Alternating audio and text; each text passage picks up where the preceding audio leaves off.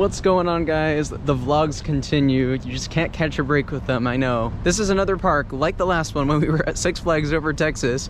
I wasn't expecting to really be here, but my parents and I came to the Bay Area this weekend to see some family, and while I was up here I figured, hey, I should go to California's Great America. I really loved this park last I came in 2021. I only had the time to go to one park, so I definitely chose this over Six Flags Discovery Kingdom, especially because the reason that I'd want to revisit that park in Flash Vertical Velocity, which is now back open, is not open this weekend. So I was like, whatever, that park can wait. California's Great America has been in the news a lot lately because this park is unfortunately closing permanently within the next decade. We're not sure when yet, but it's really, really sad, honestly. I loved this park last I came. They have one of the best top 2 coaster lineups in the world, Gold Striker and RailBlazer in the same park. In addition, I have not been on Flight Deck. That was the only coaster I did not ride in this park last I came. It was closed due to a repaint, and now that it's back open, I'm looking forward to getting on that. Now, I only have about 5 hours in the park, but I did purchase a fast lane, so we're gonna get lots of rides in today. Yeah, it's gonna be a great one, so let's head on in. And we're in. This is one of my favorite entrances to a park. You have California's Great America right up front. You got the fountains, you got the double-decker carousel. It's very reminiscent to the entrance of Six Flags Great America in Gurnee, Illinois, which is the sister park to this one. I just had the chance to visit that one in June, so it'll be actually pretty interesting to compare the two parks throughout my day. Anyways, up first, I think I'm gonna head to Gold Striker. This was my favorite coaster here last time. This is what I believe is the best GCI wooden roller coaster in the country. I was blown away by the sheer pacing of this ride. I'm really excited to see if it still holds up.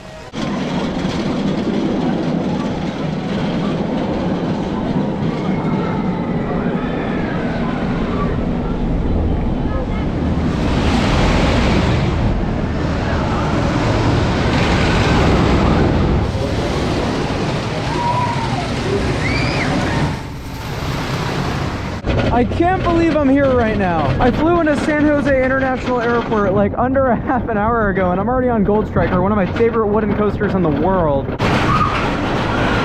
Oh yeah, let's go! Yeah! Woo! Whoa! Whoa! Oh! Ah! Yes! Let's go! Woo!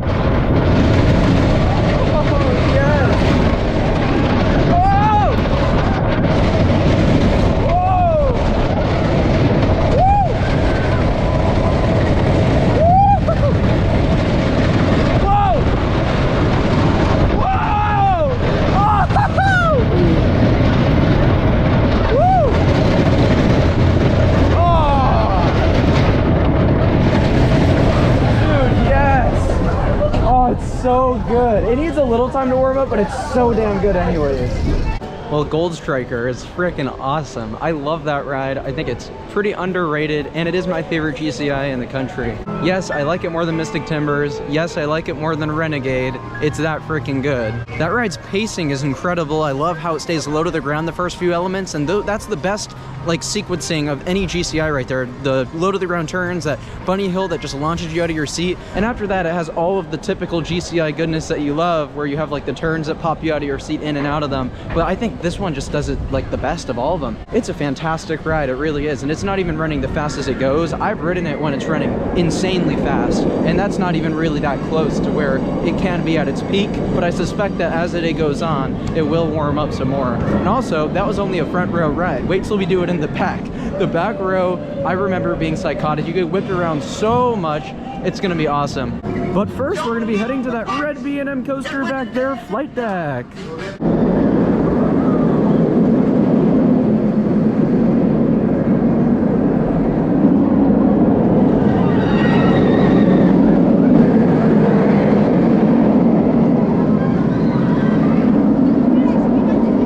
We on Flight Deck. The guys next to me are freaking out. It's so funny. Let's go. Woo! Oh, it's intense. Oh my god. Whoa! Oh my god, I just straight up freeze.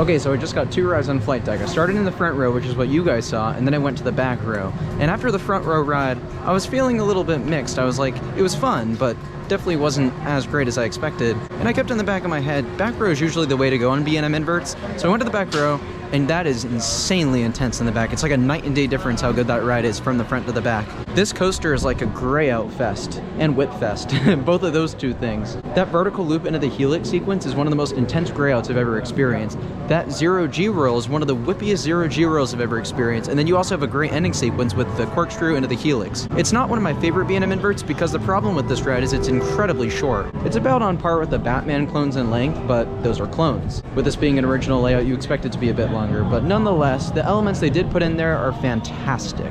So it's definitely an amazing ride for what it is. I think it's probably the 3rd best coaster in the park, just behind Gold Striker and RailBlazer. Speaking of which, we're gonna head to RailBlazer next. This is the park's single rail RMC coaster. It's a fantastic ride. It's so intense and so whippy. So yeah, let's head to that thing. It's gonna be awesome.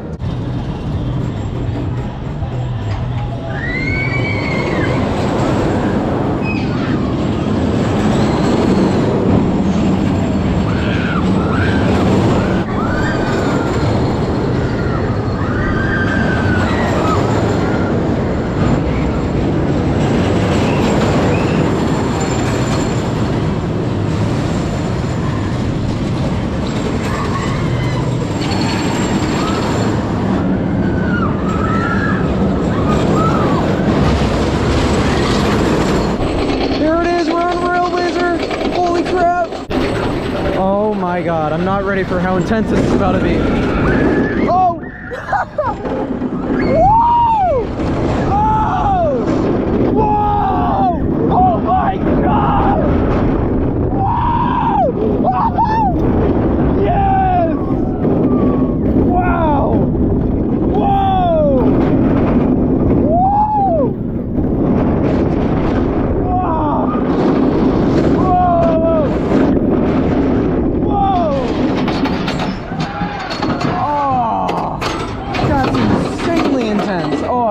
That. Oh my God, RailBlazer is amazing. I can't believe that ride, man. Yes, it's short, but what they've packed into there are some of the most intense airtime moments, lateral moments, positive G moments on any coaster. It's absolutely incredible. And what that ride does so well, better than any other coaster in the world, in my opinion, is it has some of the most remarkably insane pacing. It looks like a cartoon going around the track. Watch this thing on this turnaround section. It literally doesn't look right. It's going so fast. What a coaster. I'm so shocked by how good that was.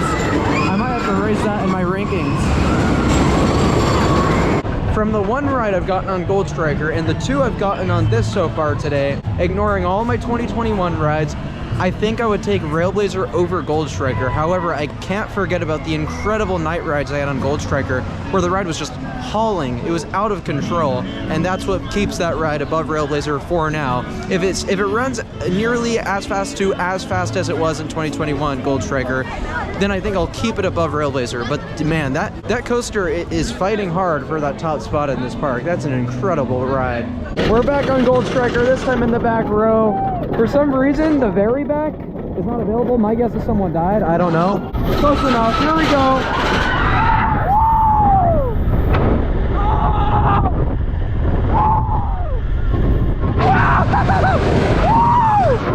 Oh, it's warmed up. It's warmed up.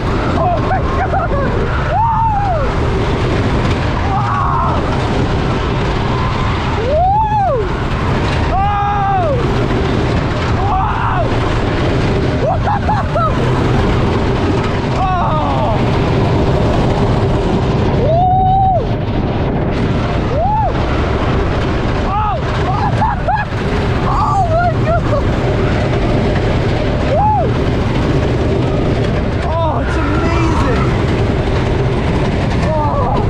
Okay, it's better than RailBlazer only once it's warmed up, but that was incredible. It was so good.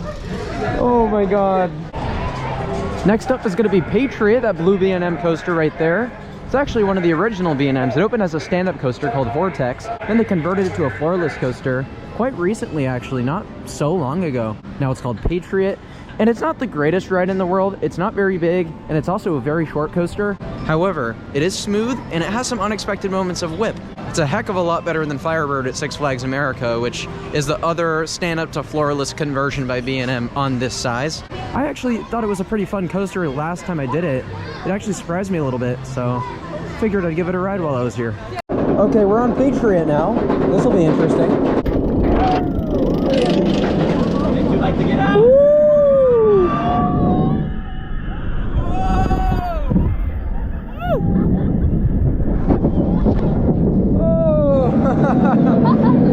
I like this part. Whoa!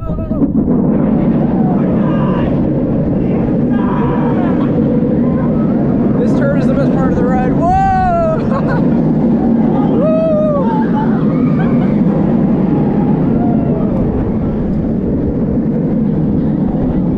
Woo! A little bit of an airtime pop going into the brakes there. That was fun. That was enjoyable. Well, Patriot was enjoyable. I like that ride. It's nothing mind-blowing, like I said earlier. But you know what's funny is it's kind of like the modern equivalent to Demon. I think a lot of the general public would definitely view it that way. You know, I say modern with a grain of salt. It's not that new or anything, but it's a heck of a lot more modern than Demon. But I feel like there's parallels. Like, they both have a vertical loop, they both have a corkscrew, they both have short layouts. You know what I mean? Speaking of which, we're actually going to be heading to Demon right now. It's the last coaster I want to really get on here before I just marathon RailBlazer and Gold Striker, maybe get another lap on Flight Deck at some point. But yeah, it's been an absolutely fantastic day. I don't know if I've mentioned this, I do have a fast lane. Decided to spend the money on it since I only had 5 hours here, and we've gotten so many rides in. It is a Saturday, the lines are pretty insane. I think that was definitely the way to go, is getting that fast lane today. You know, it may not be a new credit, but it does make up for the Demon at Six Flags Great America being closed. Get to ride this thing again and see how it is. And here we go! Gotta love a good classic arrow. Here we go. It's already janked. Oh my god.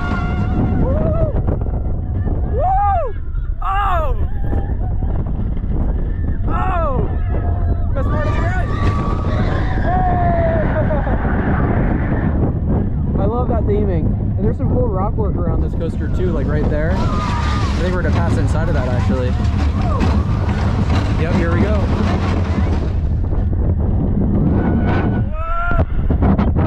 Woo!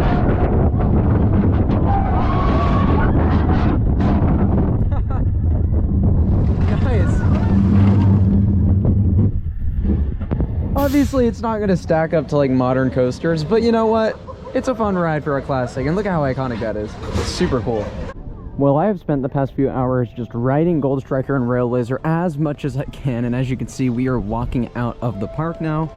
Man, I love that place. That top 2 coaster lineup is unbelievable, and the park itself is so nice and charming. That would be devastating to lose. I really hope something's done. It'd be like the equivalent of me losing Knott's Berry Farm, one of my home parks. It's also a Cedar Fair park, pretty comparable size. I would be devastated. I've spent so much time at Knott's Berry Farm. If something like that were to happen, I don't know what I would do. And it's equally as bad because they don't really have a whole lot of options here in Northern California. I mean, in just the Bay Area alone, you have Six Flags Discovery Kingdom for major amusement parks. That's the only other one, and to be honest, Discovery Kingdom's never been my favorite. They have some good coasters, but the park is not run very good. There definitely needs to be some changes to that park. This park is run nicely, it's a good atmosphere, it's beautiful, and they have some great rides. It would really be such a big blow just to lose that park, and I know the mayor agrees. The mayor said she is gonna fight to keep this park just the way it is, which I hope is the case. But I've had an incredible day. It really has been fantastic thanks to the fast lane. Getting on Flight Deck for the first time was fantastic. It's a great ride. Really grew on me too with every ride I got on it.